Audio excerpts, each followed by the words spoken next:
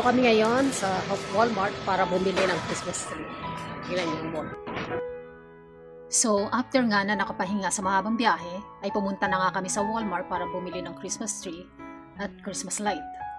Umikot-ikot muna at pumili ng mga bibilihin.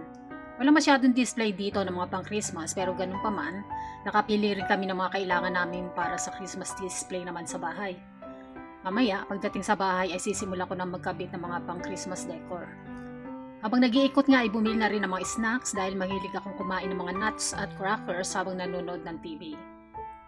Naupo muna saglit habang hinihintay ang sasakyan sa tapat ng Walmart dahil ayoko lumabas agad sa sobrang lamig sa labas.